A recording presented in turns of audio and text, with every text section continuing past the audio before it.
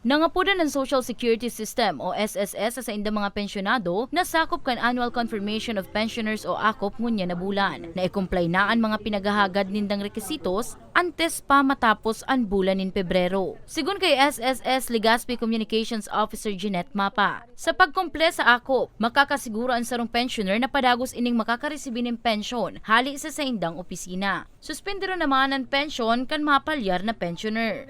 Again, may mga ways kita para or options on how to comply to this ACOP. Number one po, pwede ka mo mag-comply through submission over the counter. So, ang kaipuhan pa lang po, ito mag-submit kang ACOP form and kaipuhan po ang isang primary ID or dalawa pong secondary ID.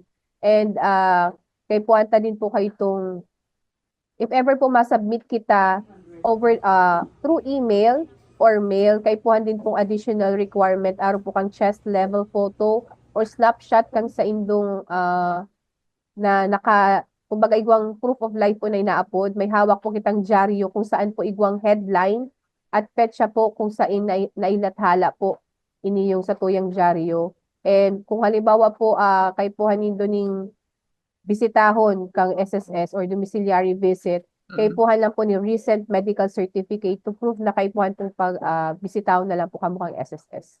Kabali sa mga pigpapakomple kan SSS sa ACOP program, iyon mga retirement pensioners na nakaistar sa nasyon, edad 80 pataas poon kan Marso 2024. Kabali man ang retirement pensioners abroad, total disability pensioners, death o survivor pensioners as in dependent children under guardianship. Nasambitan pong mga pensioners na kaipuhan pong mag-comply digdi sa ACOP, ang misahe ta po sa inda na inihikay ta po lahat ng mga pensyonado na sumunod po digdi sa programa ning ACOP upang matiyak na walang patid ang pagtanggap po ng kanilang buwanang pensyon.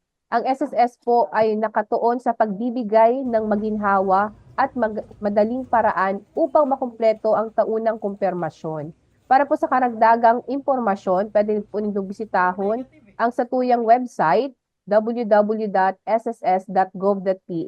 And for the other requirements, kaipuhan pong isubmit iniyo either po digdi sa opisina or pwede po through email or pwede din po sa courier or digdi po sa through mail.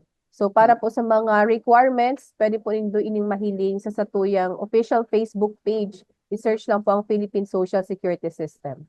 Sa pinakahuling datos naman kan opisina sa ACOP Compliance, puon kaining Enero 1-31, nakapag-record na ang opisina nin total na 1,312 nakapagkumple. 1,234 ang nasa proseso pa. Saruan suspendido, asin 67 man na pensioner ang kansilado na ang pensyon. Para sa mga baretang Tatak Bicol, Danica Garcia.